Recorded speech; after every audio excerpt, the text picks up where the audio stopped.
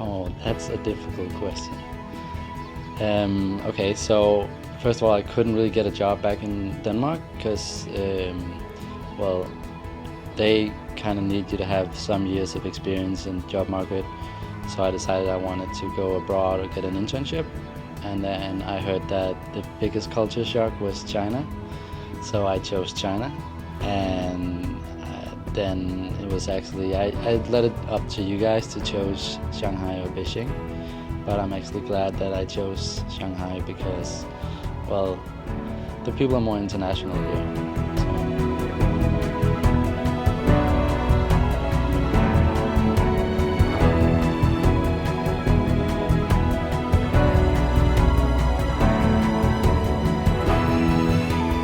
Well, it's a great city.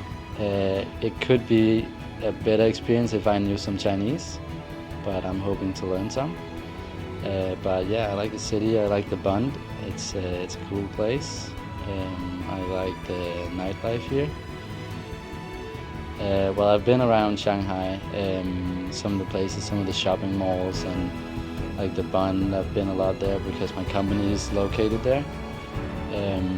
Yeah, and I've been at the bottom at the Pearl, but I haven't gone up there yet.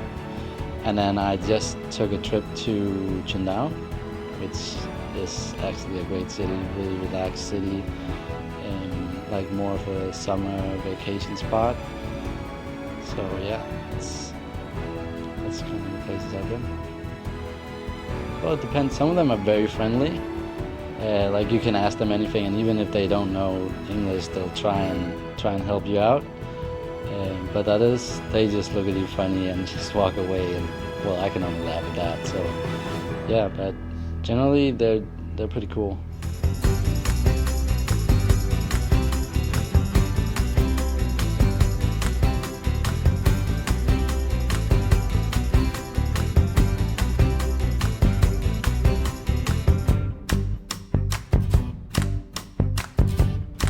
For me, it's important that the company gives me something relevant to work on.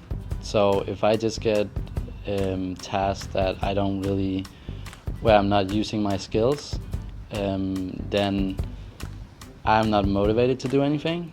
So I really need them to step it up all the time and like give me more and more difficult tasks. It will get me more motivated, and then also that I have a good relationship with the people in the company, so they're funny and outgoing. That's really important. It's really relaxed.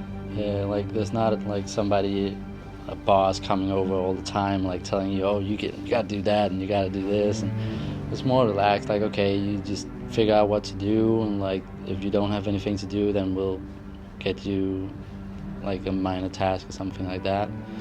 But it's pretty relaxed. Like you can have a break whenever you want, as long as you get something done during the day. It's pretty relaxed.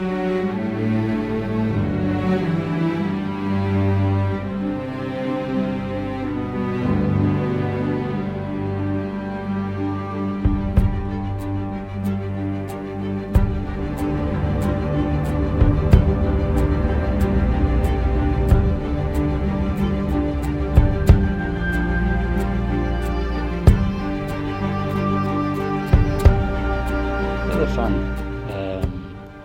Some of them are a bit hard to get along with, but like you just have to know how they work, and then it took me some time to figure out how they work. But now it's pretty, like it's a very open company I'm in. Like they have fun all the time, and they just joke around with each other, and like there's no hard feelings. So yeah.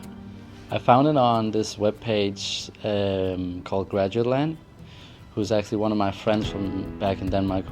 He made that webpage with some other guys, and then I was searching for jobs, and then I realized I couldn't really get a job, and then I fell over this GI2C, and then it sounded interesting, and I just applied.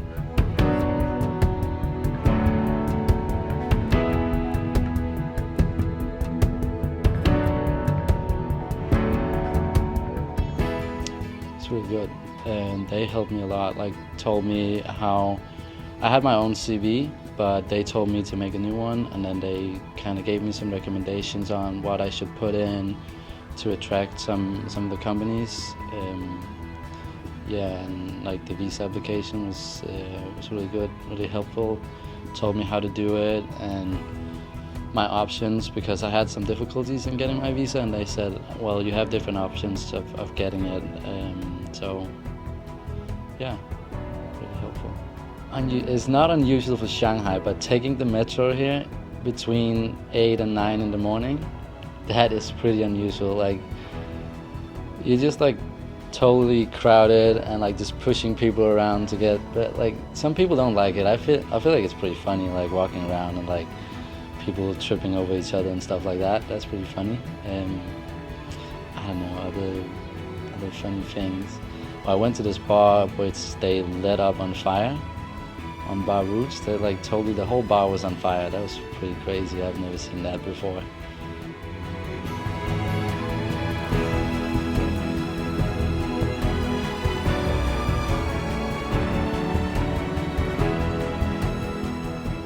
I would really recommend learning a little bit of Chinese before coming, because it's difficult. Even like taking a taxi around the city is not really possible if you don't know Chinese. Yeah, and then just learn about the culture before you come. You guys actually recommended me to read this book called Thinking Like Chinese. It's a really good book, which I read, and it makes you understand the culture of China. So yeah, that's about it.